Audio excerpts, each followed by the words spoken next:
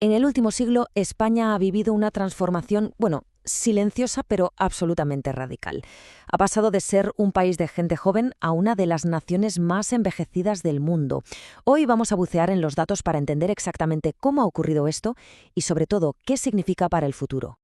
El punto de partida es clarísimo. España es un país que envejece, y además a un ritmo vertiginoso. Y ojo, esto no es un simple dato para una estadística, no.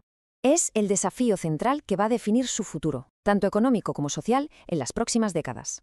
Y claro, esto nos lleva directos a la pregunta del millón, la que sobrevuela todo este análisis. ¿Se enfrenta España a un futuro que es simple y llanamente insostenible? Porque el famoso estado del bienestar, tal y como lo conocemos, está sometido a una presión que no habíamos visto nunca. Vamos a empezar con una cifra, una sola, que define la magnitud del reto, 79%. Ahí es nada. Esa es la tasa de dependencia que se proyecta para España en el año 2060. A ver, para que nos hagamos una idea, significa que por cada 10 personas trabajando, habrá casi 8 que dependerán de ellas. Hablamos de niños, de jubilados. Es un cambio en el equilibrio demográfico brutal.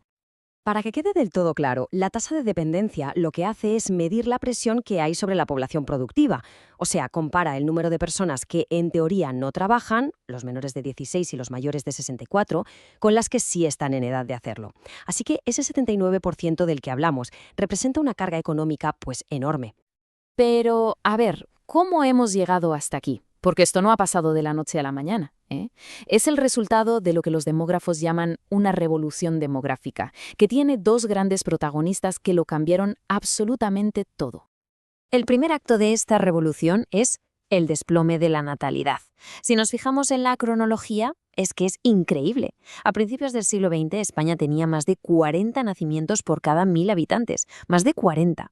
Hacia 1975 esa cifra ya se había reducido a la mitad, a solo 20. Y la caída continuó hasta tocar un mínimo histórico en 1998. Apenas 9 nacimientos por cada 1.000 personas. Un descenso de verdad espectacular. Y mientras pasaba esto, mientras caían los nacimientos, ocurría a la vez el segundo gran cambio, el milagro de la longevidad. El gráfico es que no puede ser más claro. En 1910, la esperanza de vida al nacer apenas superaba los 40 años. Hoy supera los 82. Gracias a las mejoras sanitarias y a la calidad de vida, la sociedad española ganó más de 40 años de vida en un solo siglo. 40 años. Entonces, aquí está el punto crucial de todo esto. Si juntas un desplome total de la natalidad con un aumento brutal de la esperanza de vida, ¿qué obtienes? Pues un crecimiento vegetativo, o sea, la diferencia entre nacimientos y muertes, cada vez más y más bajo. De hecho, a día de hoy, en España mueren más personas de las que nacen, lo que significa que el crecimiento natural es negativo. Justo cuando la demografía española parecía abocada a un declive que era inevitable, apareció un factor con el que nadie contaba y que cambió, al menos temporalmente, el guión de la historia: la inmigración. Justo en ese momento, cuando se tocó fondo con el mínimo histórico de natalidad a finales de los 90, de repente la tendencia empezó a cambiar. Y la pregunta es, ¿qué pasó? ¿Qué pasó exactamente? Pues la respuesta la tenemos aquí, en este gráfico. Muestra un repunte breve, sí, pero muy significativo. La tasa de natalidad subió de su mínimo histórico en 1998 a más de 11 por 1000 en 2008. Este pequeño baby boom, por llamarlo de alguna manera, fue impulsado casi en su totalidad por la llegada de población inmigrante durante esos años. El material de origen lo explica de forma muy directa.